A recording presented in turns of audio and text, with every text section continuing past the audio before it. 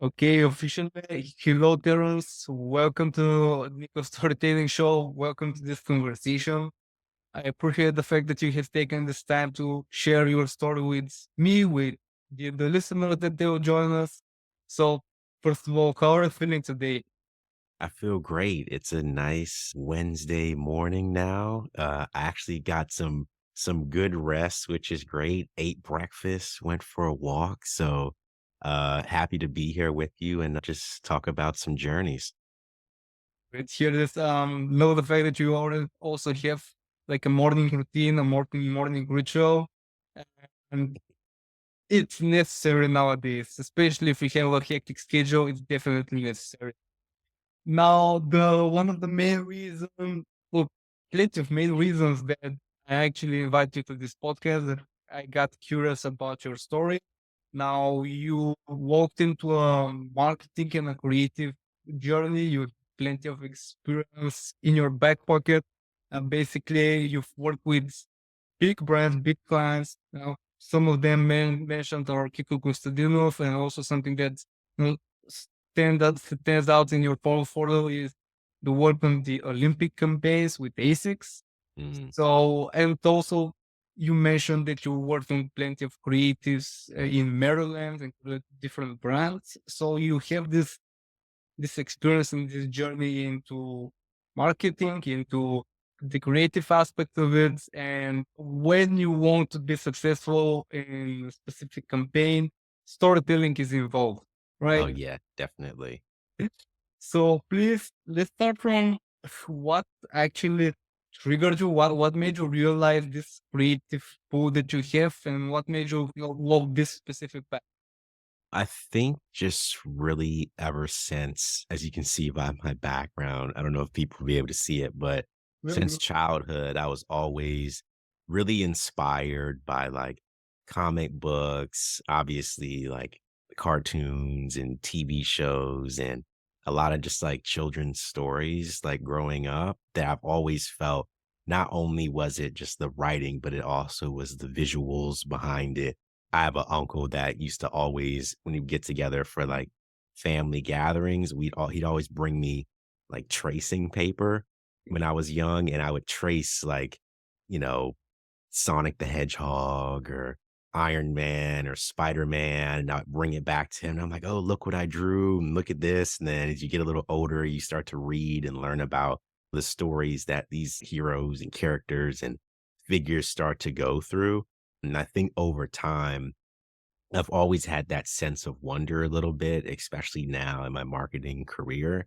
Obviously, some of the interests change. I still like all the Marvel stuff, but I really got into footwear and kind of fashion, both on the street side and also like on the high end side, and really seeing how a lot of those tie-ins and feelings of nostalgia and feelings of just like stuff I remember when I was 10 years old and I got a pair of shoes and I remember wanting them for months and figuring out ways how to get it and figuring out ways how to buy new things and the feeling I would get when I finally got it.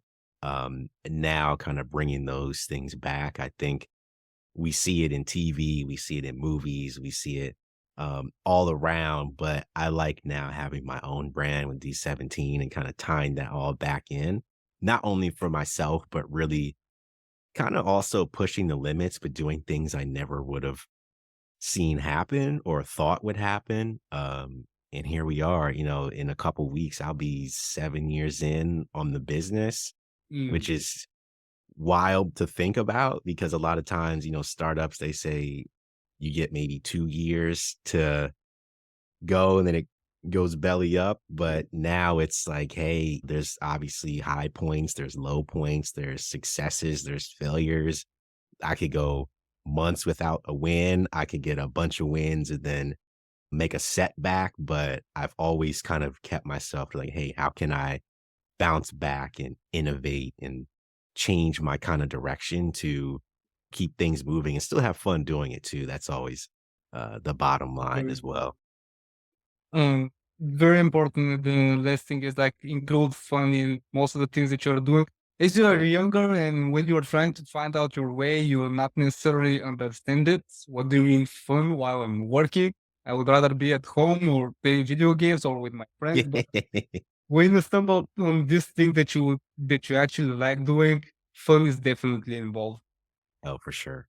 And funny thing that now you mentioned the comics and those heroes and those characters that we got introduced with their stories in an early age. Now, no matter the location difference that we have with, between each other, I also the first character that popped into my head was Spider-Man, and how more and more they become more impressive with their art, especially the latest installment of the series. But actually, my question would be, how exactly do you overlap storytelling from the comics? What exactly do you extract from those stories Mhm. to involve it with fashion and streetwear or footwear, whatever the case is? Like, how exactly do you connect those stories with the clothing as well? Yeah, so I think it kind of plays like two sides. One from the actual like function and actual use of the product.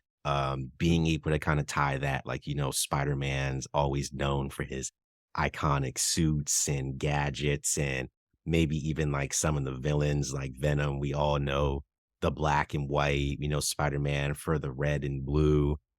Being able to kind of tie those same brand kind of ideas back into products that I'm making. So when people see it, they like automatically think about it, or they can understand where the tie back is. Like if I wanted to do, let's say it's a Avengers release, like, okay, there's a red and blue for Spider-Man, there's a green for the Hulk, there's a blue and yellow for like Wolverine. So being able to allow people to feel that, I think in a way really ties back into the brand that we've done a lot before. And then I also think going back from looking at how Spider-Man always finds ways to still be sarcastic and funny. He might be Yeah. getting his face punched out, but he's just like, "Oh, you could hit a little harder than that," or something. Being able to, like I said, sometimes the marketing, I like to keep things to be very whimsical and freeing, and being Mm, able to still be entertaining, because when it comes to the marketing side, we have to keep audiences attention and engaged, and they want to feel like this product is really being made for them.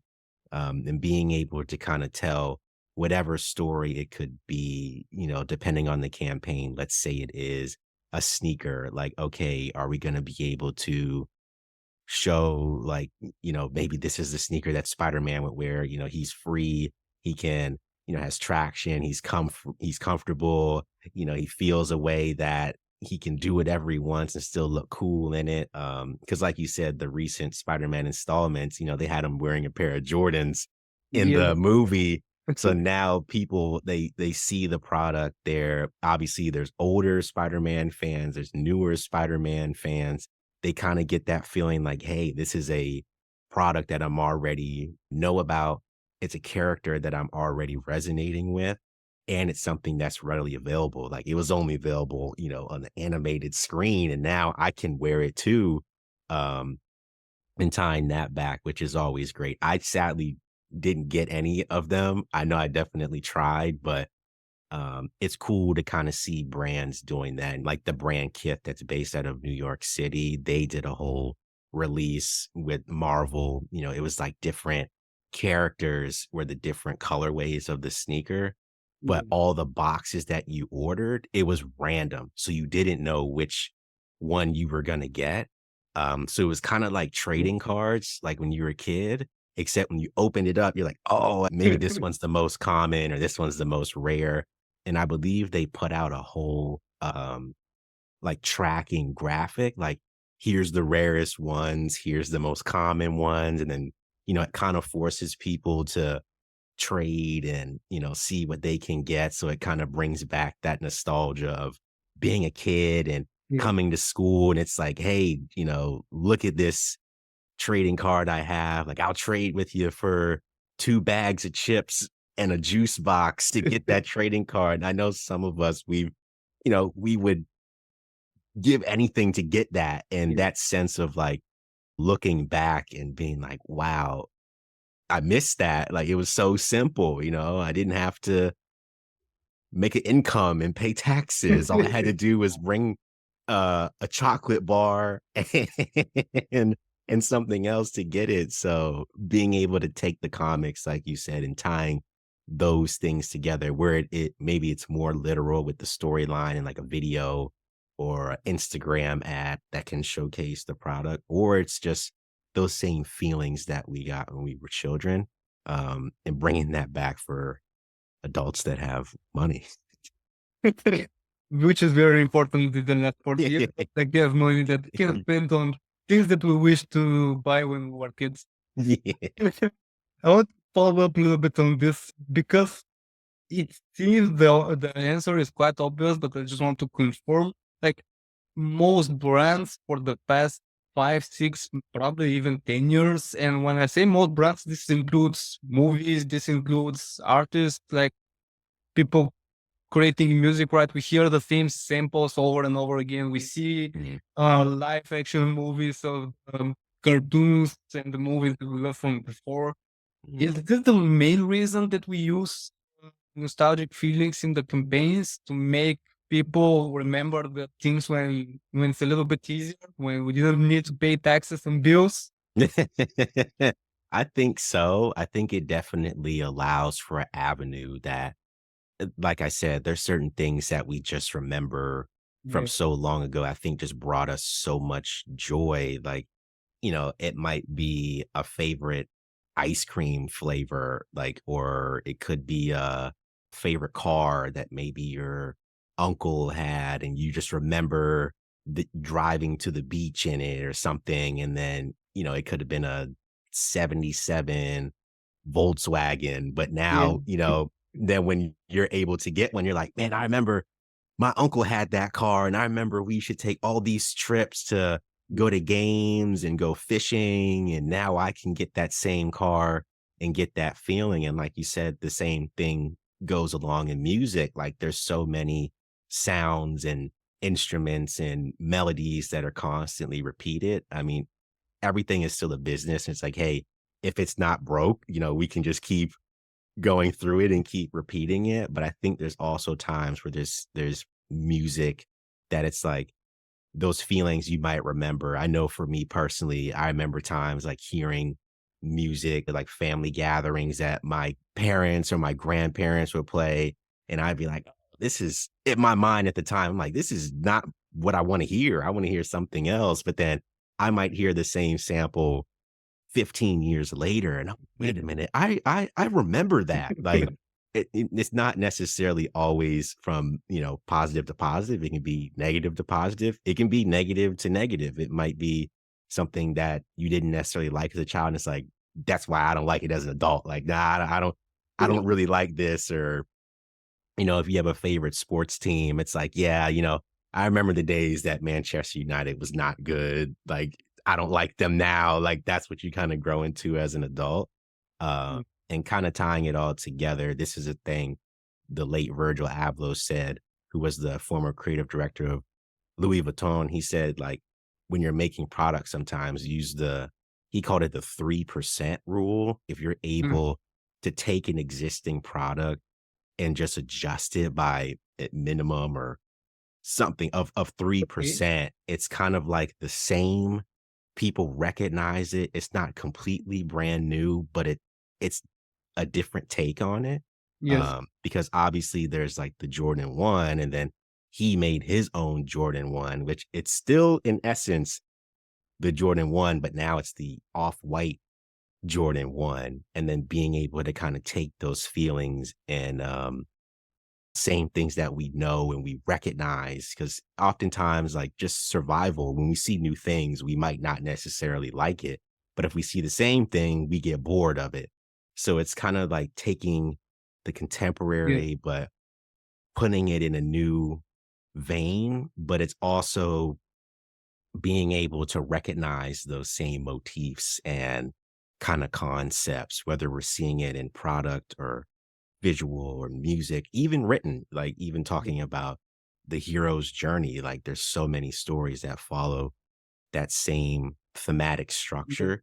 And sometimes we don't know, but then, they say like there's only like 5 stories that every, classic film or musical or show is based off of. And it's like, well, the basis is the same, but what's around it is Yeah. different, which still makes it cool. And then, we're able to relate to it, and it just makes us more captivated into the universe that whoever's creating it is drawing us into, or, whatever they want us to feel.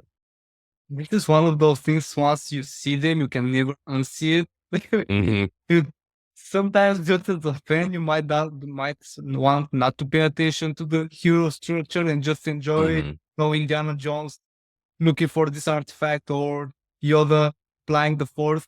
But mhm. something else that you made me realize is, the nostalgic feelings and the nostalgic approach works because we like to see relevant things. We like to see something that we are used to, and especially if it's just a little bit different, a little bit enhanced by 3%, as you just said, it makes like almost a completely brand new experience, and but with still something that you're Yeah, familiar. So yeah. this, you kind of gave away why this is successful.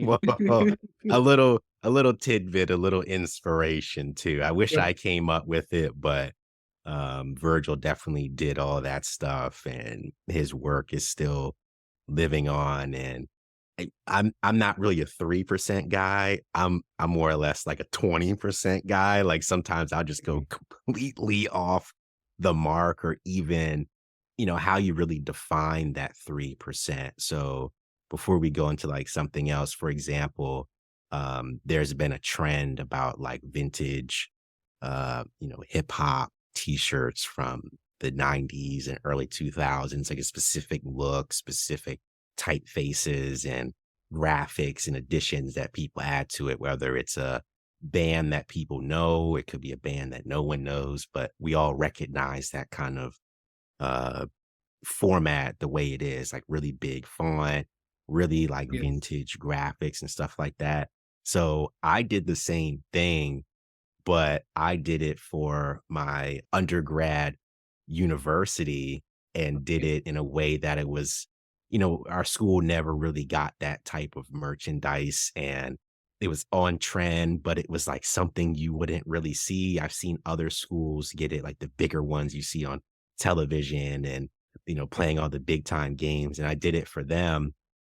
And when I presented it to the students, I went up there and I gave them out, for free for the kids. Like, you showed me your school ID, you got one for Yeah. free. And they were like, "This is so cool." Like, it's, they obviously they're recognizing the theme of it, but the whole context was different because it was kind of like that, still amateurish, but it was professionally done, but it was readily available, but it looks like it could be something that is really hard to obtain. It was for our school that people could recognize, but it was a moment that they felt connected with me. And it's a way that I told them, I was like, yeah, I'm just giving them out for free. Like, I love the student base. I'm an alumni of the school. Let's see what we can do.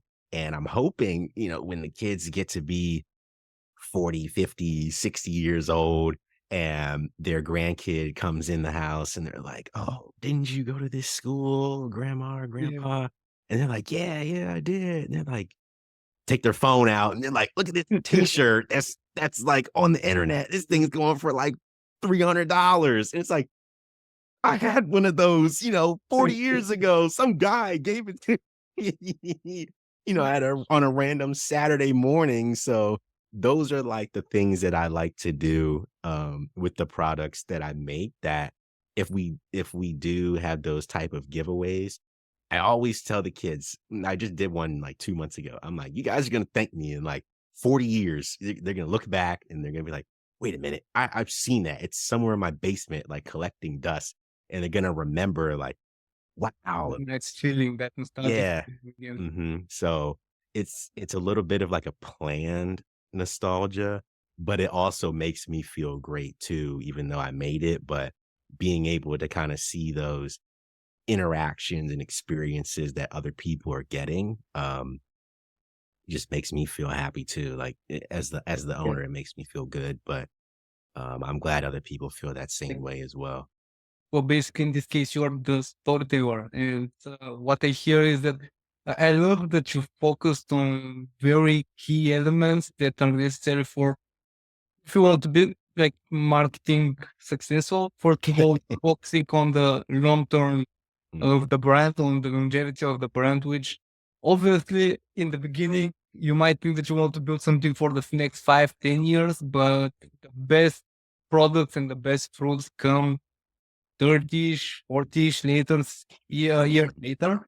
yeah, And the other thing that you've mentioned now, it's a mix of necessary things, but at the core of it is connecting with the audience, connecting with those students and making this bond, making the distance between you and them much shorter, which makes it easier to connect with them. And this is the moment that I want to take to transition more into the D70 brand and experience that you have. Now, I know that there are a lot of lessons before the D17 brand that you have acquired from the previous experiences. yeah. So, what exactly did you take from the previous experience, the previous projects? How did you put it into D17, and why exactly you started? I think so first part, I think just pulling Yeah, it from everything that, like we mentioned before, I just loved as a kid. I loved nice product. I loved um, getting things that I could always hold on to for a long time. I love things. I played sports for a long time as well. So I always remember getting a pair of like Nike shoes, or I remember wearing a sleeve thinking I'm LeBron James, or trying to, get those trends. Like, even if it was like a small article of clothing, it really kind of defined what I wanted to feel as a player. Um, and not necessarily saying that like D17 is going to be the next sportswear like giant, but it's those same feelings that I remember when I was playing. I was like, I gotta feel this way if I'm gonna perform well, or if I want to feel like I want to run faster or jump higher or throw farther. just to cut you off for a second here, I completely relate to this. In the moment that I remember is the first time I got my first and one uh, pants, like basketball pants, and this Yeah. for some reason allowed me to jump 2 centimeters higher. Yeah, it's just a weird feeling that we have between, and I always tell people it's a weird feeling that we have between ourselves and a piece of cut up cotton. Like, Yeah, it's crazy that people can feel that way. And when I got into making the brand, even when I first started, I a lot of that wasn't even in my mind, honestly, because I had just came out of school. I was making designs already for people, whether it was, just small t-shirt designs or helping them make merchandise. That was always kind of my background, because I came from a design background before I mm, was in doing a lot of the marketing. And when I originally started, I thought I would be this next like uh big time Chanel, Gucci, Balenciaga-esque fashion house. That's what I thought I was going into. And I tell this story all the time. Shout out to my friend Marley. She wore one of the shirts to exercise in. And she called me and she's like, "Oh, I love the shirt. Like, I wore it to play a soccer game or to the gym." And I was like, "Why are you doing that? It's not what it was made for. You know, you don't wear Chanel to the gym." I'm like, "That's not how it works." And I realized that that moment really was what the brand kind of stood for in terms of how it relates back to me. yeah, That was kind of like the DNA of it. and being able to create stuff for the running community, being able to kind of see what their needs and necessities are. Cause I want to run faster. I want to be able to be a part of a team again because I don't get that same, I don't get to like same when I was in youth sports. I don't get to feel that anymore and go play with my friends and go get food after. Like that was the fun of it. Now it's like I want to be able to bring that stuff back and be able to have a product that can still hold up both functionally and look great aesthetically, which is what we've done with the my beautiful water bottles in the back. Is these are new colorways, which are nice. I somehow got an infatuation with the color green, so I have three shades Okay. of green and a gray, which is cool. They do Um, grab the attention, so yeah, they work. yeah, they're great. Obviously, the logos are pretty big, but I love the cut. Like I love contrasts. I studied design for a long time Yeah. when I was in undergrad, so I was blessed enough to have both the technical skill and know the principles of art and design and know how to kind of turn that into a physical product. Because a lot of people always told me, "Oh, you're waiting too long," or "You're not doing this or doing that." But when it comes to building that brand and telling that story, I always tell people when it comes to building that stuff, it's like you have a book, right? Like you have a book, but you Yeah. have to get people to want to read it too.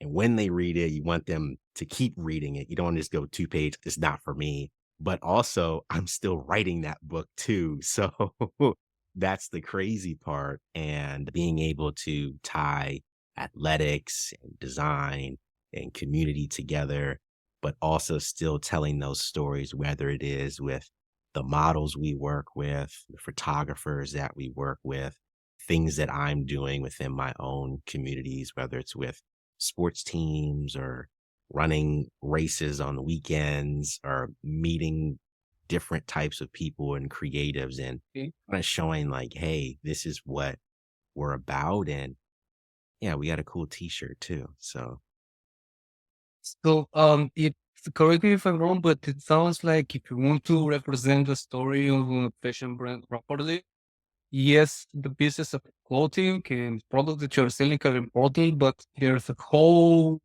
lot of other activities happening in the background that further build your story, right? yes. Yeah, because, like, even if you Okay. look at some of the big fashion houses, like, any of their fashion shows, they always try to keep some type of theme or some Mm, type of, process. They don't just take the clothes just like, "Hey, look at them."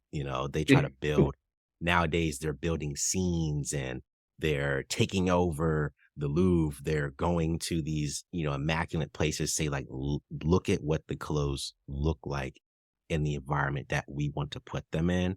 Obviously, when consumers buy them, it's not going to be the same. But even if it is tuning in to a live stream or even going back, like I mentioned before, like Louis Vuitton, obviously they have a lot of their stuff with Pharrell and everything. Like, they do Paris Fashion Week and you can see all the other brands and how they compete and they build these scenes and you see the celebrities on the catwalk and you're like, "Man, I wish I was sitting next to Jay-Z at the Louis Vuitton show and see the prints and you know those iconic emblems and you begin to be like, it took them years to build that. And, a lot of people think like, oh, it's just Chanel, it's just Gucci, it's just Saint Laurent. No, these brands have been around since the Yeah. 1800s, since the 1910s. Like they've been making names and innovating and creating pieces for a long time that we as a consumer sometimes we forget about that, but they've been doing all that brand building for years. I've only got 7. They've got 70, yeah, 70 plus years. Yeah. They've got established dates that you can't even remember. I have established dates that you could find on expired milk cartons. Like, not I mean, we're still Yeah. young, but it takes a long time in the back end to really develop that story, whether it is being luxury fashion, whether it's being a sports brand, whether it's being, a lifestyle brand. I don't know, like a Gymshark or it's so much time that it takes. And that's what I did building out D17 was getting that story correct. I want people when they see it, they can understand it. They can learn more, whether it's about myself, what we've done project wise or event wise. They're able to see that. And then they can kind of follow it themselves. Like, okay, I'm a new person. I've learned about the brand. Oh, who's the founder guy? Okay, well, I'm kind of playing that hero role. Like, obviously, I do stuff for the community. I'm a designer. I have degrees that validate me. I've worked with companies that validate me. And it's like, okay, well, you learn about some of the tribulations you might see. And I keep Yeah. them all on our Instagram. There's been times where I'm like, I can't release stuff. I don't have any product. I can't get stuff moving. I don't have a big enough staff to move it quickly. And then you see that triumph, people are like, wow, all that stuff I remember you were posting, like you couldn't get it out and you did it and it looks amazing and like the quality is great. I still wear this product years later. And then now they can say, okay, well, I like the product. What can I do next? Okay, I might be interested in running. Oh, they have events every Thursday evening. I can go be a part of that now. And that becomes like the tribe that I'm dealing with. And then it's like, okay, well, they're running and I used to run or I used to be an athlete. Cool. Now I can go do races on the weekends and feel like a warrior again and put on my favorite, shoes that make me feel great. Like I have a pair of Nike shoes I'm going to wear on Saturday and I'm like, man, I can't wait to run a 2-hour marathon. I'm not though, but I'm going to feel like I can Yeah. run that. Or even when I'm doing my 10-kilometer race, I'm thinking I'm running, you know, to the moon and back. I'm only going to be running for about 55 minutes. It's how it goes. It's just the feeling of the clothing. This is the feeling that you get when you were a kid. You get some new sneakers, you get to the fastest kid in school, and you say, "Now let's race. I got my new sneakers on, so you cannot beat me faster Oh, than yeah. They might beat you though. They might beat you, but in my mind, I am Yeah. going so fast, you can't stop me. And even I remember I was just talking about it with one of my really close friends. Like we used to obviously go to daycare and stuff like that. And I remember being outside together and looking up and seeing like planes.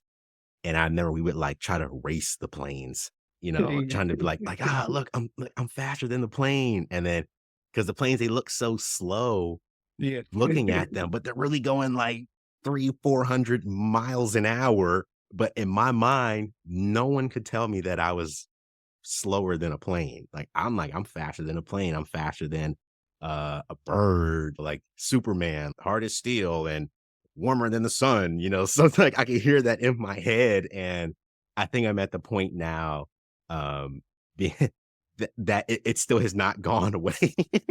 I still feel that way. Like, But this is uh, the key thing, right? To preserve this kind of imagination, this kind of hope in yourself that I can yeah. go faster than the plane. Yeah, and I tell people, and this is the first time I'm kinda saying it on a podcast or something,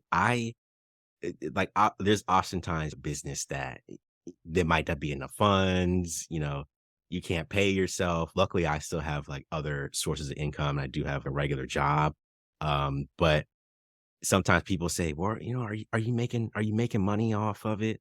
I'm like, "This month was okay, we made the money back. I'm a little Yeah. somewhere. I'm not at 0, but, we're not closing up shop anytime soon." Or sometimes I'm like, "Man, I didn't know this was doing so well." Like, this is crazy. I didn't think I'm still selling product from 2020. Like, this is insane. And I think sometimes like my childish brain is I'm just too stubborn to say no. I'm too stubborn to stop. And it kind of is what has kept me going all this time. Because like I said, there was times that I had ordered all this stuff and no one bought it for a long time. Like I'm like, what am I doing? I did all this time designing and telling the story. And I was like, well, let me figure out what was wrong and then go back to the drawing board. And there was times where I had I sold it all and people were like, when are you gonna make more stuff? I'm like, I don't know. I don't really have a schedule and kind of that tying back to, the comics and the characters, like that perseverance, like you couldn't stop, Spider-Man when he lost the powers, like when Superman didn't have the red sun, didn't stop him from being a hero. He still was who he was and figured out a way to solve it and figured out a way to kind of persevere because people want to see that. And you also want to feel that too. And here I am, like 7 years later. And like I said, sometimes my brain just won't say, "Hey, man, maybe this ain't for you." Maybe you shouldn't have Yeah. spent that much on whatever, and maybe I don't know, paid your driver's license renewal or but So I just love it so much, and yeah. I don't want to be old. I feel like I'm just rambling. I don't want to be old Okay. and look back and say, "Oh, I had that idea, I thought of that years ago, like I should have did something about it." And I'm at the point like even if I stopped today, something's gonna happen tomorrow that I'm like, I should have did that. Oh, I should have did that. I know where I stand in the industry. I know where I stand in my skill set. I know where I stand with the business, and we're doing fine. Like I That's said, the bottom line. yeah, as long as people are happy and they enjoy it and everybody's getting paid, obviously we work at photographers and stuff like that, then I'm cool. Like, even if I don't have to accept a dime, I don't, Mm, it's just, you it is what it is. doing there. Now we'd love to be up here and I just saw a Nike revenue. They're making like 50 billion a year, but like, you It know, it it's, doesn't happen overnight. Come on, yeah, when we know that it's happening overnight. yeah. I feel like I Um, just rambled for like 15 minutes. no issues on this because at the same time I got plenty of gems. The listeners definitely got plenty of gems as well. And a side note to my girl and my parents, stubbornness pays out. Yeah. It's like sometimes you're just like, just so focused. Yeah. And I feel like I said, like whether it's with life or a business or whatever, like it's got to be like calculated stubbornness, like not anything crazy. Like, I'm not going to do this. Like, oh, I think you definitely should. But it's just a way that people enjoy and it's keeps you The going. the other thing actually that you mentioned a couple of times and you focus on, like this is a clear recipe of again of the hero journey. Obviously, we get introduced with the hero. In the beginning, something triggered the brand to to start existing and to start connecting with your current audience. And obviously, there will be obstacles if you want to build something that will last longer than just a casual brand.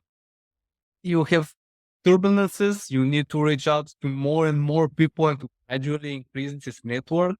But the fact that you are putting the focus on the community and working with the people and make sure that these people feel the right emotions using your brand and recognizing which are those right emotions. You mentioned that initially thought about it like this is the general level of the stationary level of a brand, but actually people feel more comfortable and feel more close to the brand while they're in their gym or soccer practice, Yeah. being more active, which you can argue that the bottom line, this is even better for the community, pushing a healthier lifestyle and having those kinds of values behind the brand.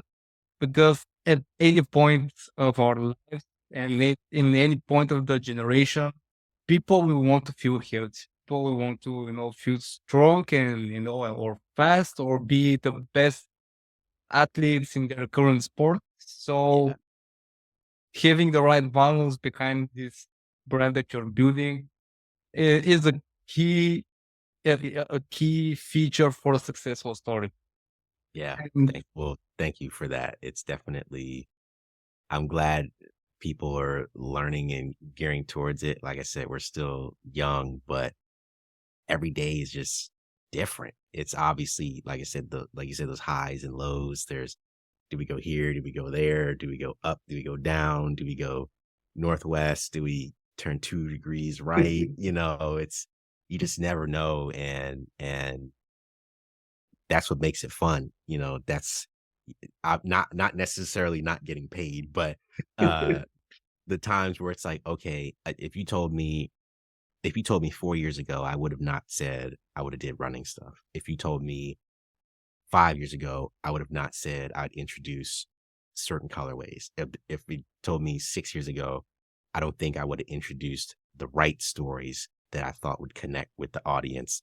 Um, so it kind of it's just consistently learning, and I think myself also maturing and really seeing those aspects and ideas is what keeps it together, and still just being myself and finding ways of inspiration and opportunity. Because even now, like, I was playing PlayStation last night, and I might hear um a sound, or I see something in the game, and I'm like, interesting, I could work with that. Or I'm at the point in the game where I'm about to fight the final boss, and I feel so accomplished and together, and it's like, wow, how can I tell that in my own interpretation? Through product, obviously it has to be through visual and graphics, but I still always remember those sounds and those feelings, and seeing that kind of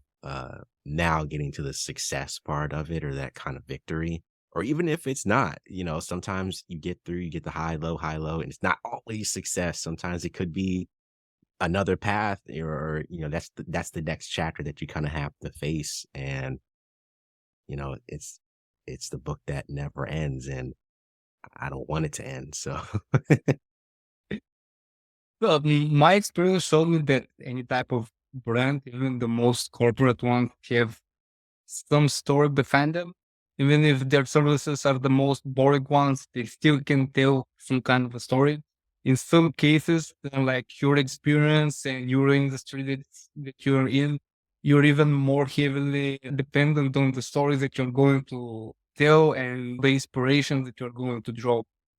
yeah. I love to close off each episode with the same question, being like, if there's always one story, either fictional or non-fiction, that when we need some inspiration, then when we need something to push us, we always relate to this specific story. Might be in your real life, it might be in a book. Do you have a specific story that you always go to? Oh, can I use a TV show? Does that count? A That's book? it has a story behind it, obviously. Yes. Okay. Okay. Uh, the freaking Power Rangers. Okay, Like, okay. that's where, like, a lot of my inspiration came from. The contrast, the colors, the team Yeah. aspect.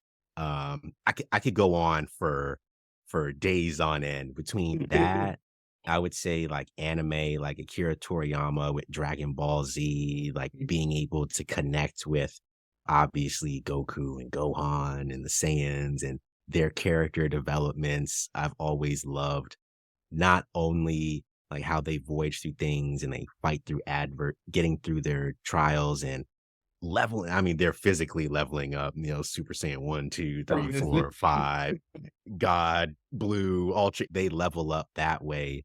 And I definitely would say, going back to like the Power Rangers thing, like they've been going, their story continues. Obviously, it's still on TV and Netflix and stuff. But I always relate back to that in a way that, one, it still gives me the nostalgia, and two, I always remember just all the pieces of it. Like, I always wanted to feel like I'm a leader, like the red rain. Like, my favorite color is red. Like, I'm obsessed with it. Like, my phone's red, my keyboard on my laptop is red. Like, my brand colors is red. Like, being able to kinda tie back to that feeling of, oh, I even have I don't know if the people can see, I even have, like, the little, helmets and everything Oh, nice. on my, Congrats. desk. Yeah, because I always remember, wanting to feel like that leader. And, like, I remember when Imma sound like a super nerd because I remember this from 1998.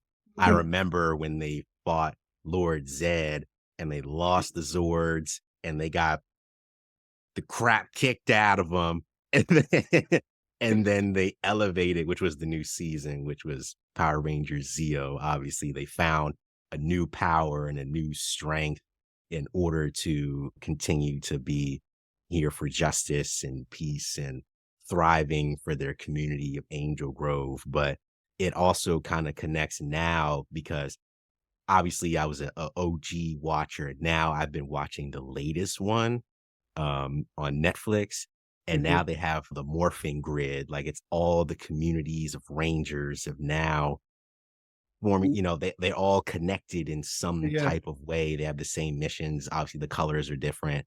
But even watching the actors when they did the live action parts, seeing their outfits and everything. Like I remember seeing some of the t-shirts or like, one episode, I think the Blue Ranger or the Black Ranger, he had like Nike Air Max 95s on. And I'm like, that's so sick. And then I'm pretty sure people pull from that, but they don't really notice it. And being able to kind of know those feelings of like consistently level up. That's why I like anime and stuff like Dragon Ball Z, Naruto. Like they always find ways to exceed the expectation.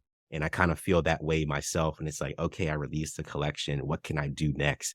What's the different way? Like when Naruto was learning the Rasengan when he was a kid, he couldn't formulate the chakra in a ball. So he started using his hands and that became like the new practice. And then finding ways to change stuff and coming up with your own jutsu and attacks. Like there was no conventional way of doing it. And obviously they had mentors, they had leaders, the Hokages or, obviously like Piccolo to Gohan, like being able to learn moves and techniques, but change it your Evolving. way, but name it Yeah. something differently. You're consistently evolving and changing and learning new ways and kind of keep on pushing through. Obviously, these shows and stuff are still going.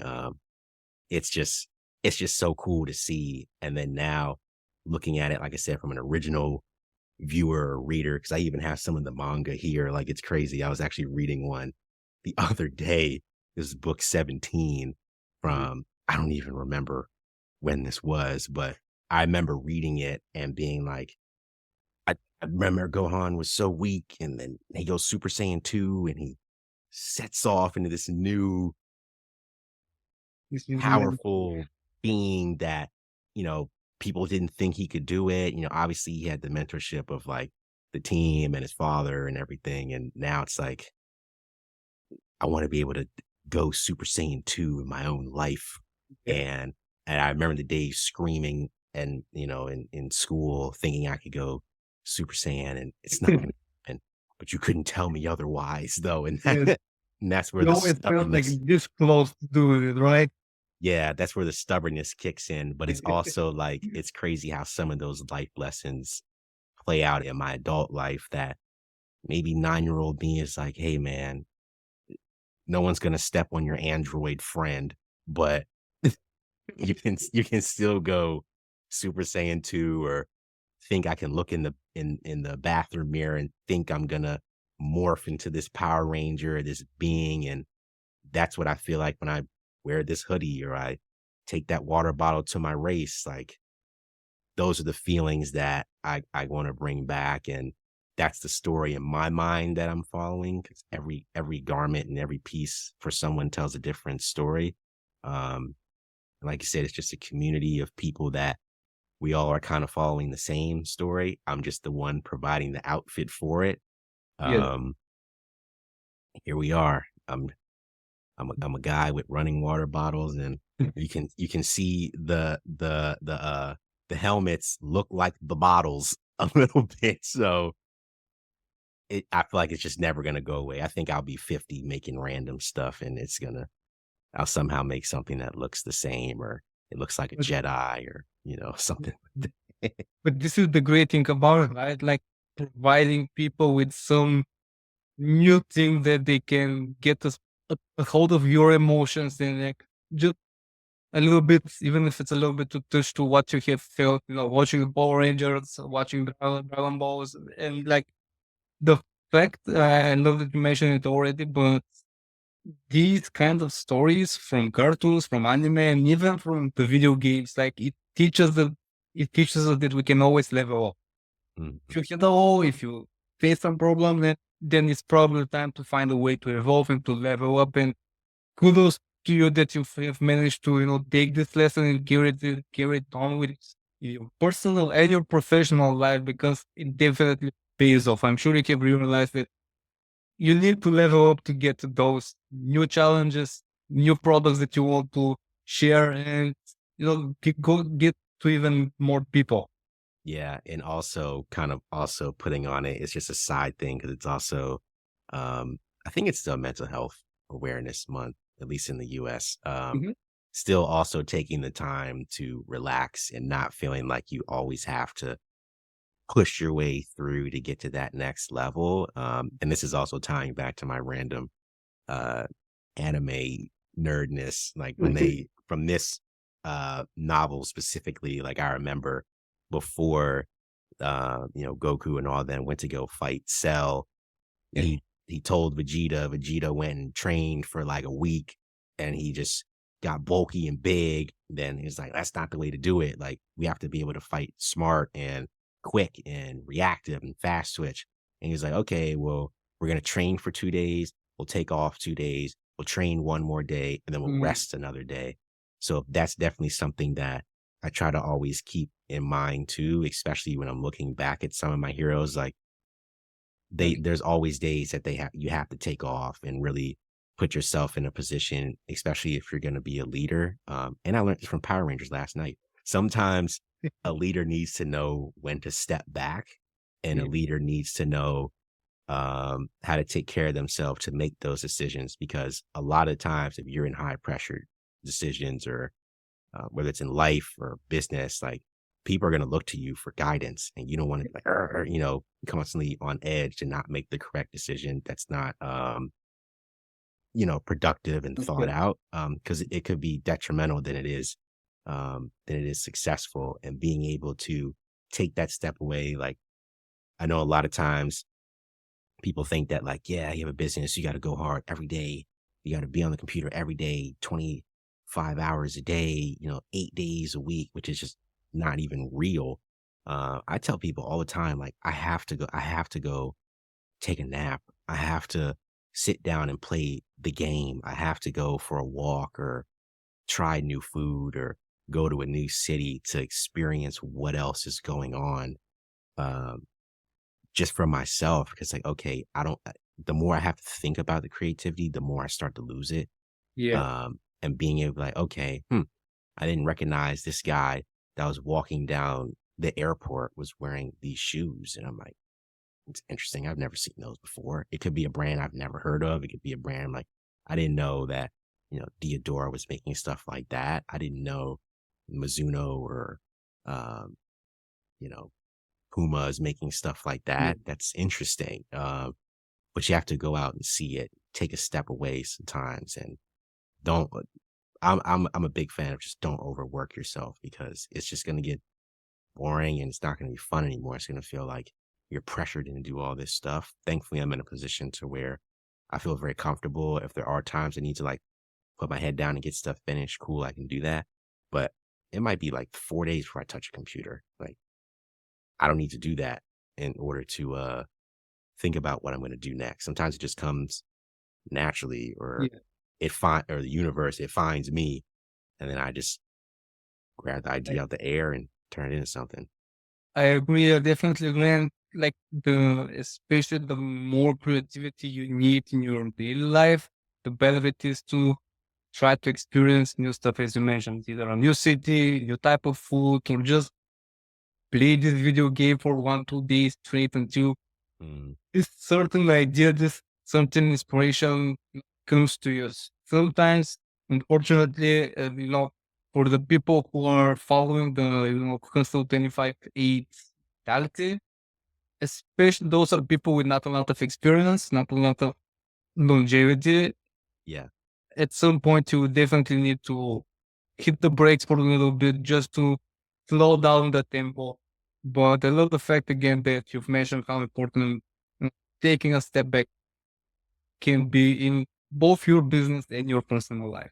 Yeah, definitely. And I want to, unfortunately, I would have to let you go, but I would love to dig deeper into the stories. And I tell it seems that with the more people I will speak to, like the more I want to dig deeper into what exactly they are doing, what exactly they have learned, because I am very thankful currently because I speak with people from different sectors and different locations, and selfishly, I think it's very beneficial for me. Hmm. But I love the fact that you have shared your story with our audience as well. Let me know if there's something that you would like to, mention before we go with the episode, something that you didn't get the chance to do.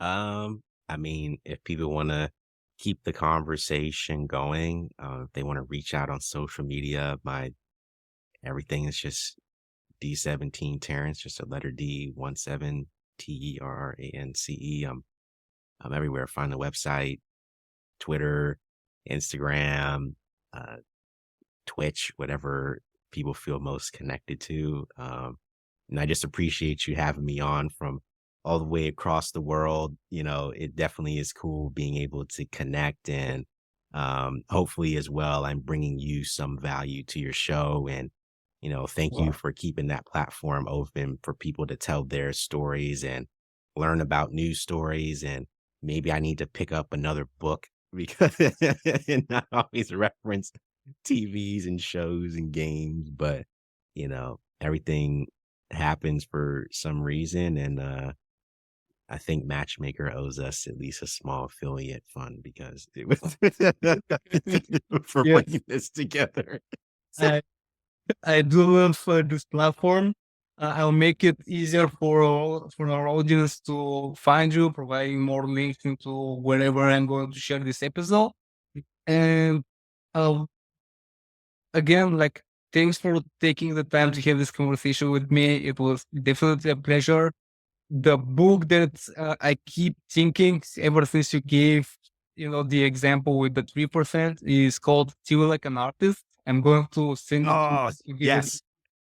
I should that I should have. That's what I was thinking in my head, but that's what I always tell people. Man, it's all good. I said the same thing for like 45 minutes, but I didn't reference the book. And that was one of the main things I remember reading in school was always like, you got to know how to, don't borrow it, steal it. It seems like it's Yeah. your own type of thing. And like, you gotta steal from everywhere. And that's how brands and artists and things are made, like, the high artisans, whether you're painting the Vatican or you're painting a picture in your house, like it's just how things are. So, well, thank you for bringing it up. I know it's the end, but you know, um, don't worry if it's always time to go back to it and refresh yeah. the information from there. No, it's all good. It was in my mind somewhere. I think one of my professors would be happy that I'm even remember referring to that or writing a paper on it or uh referring to Art Deco styles of things. Thanks, Terrance. Thanks for the time, and talk to you soon, my friend. It was a Have a good pleasure. one. Thank you.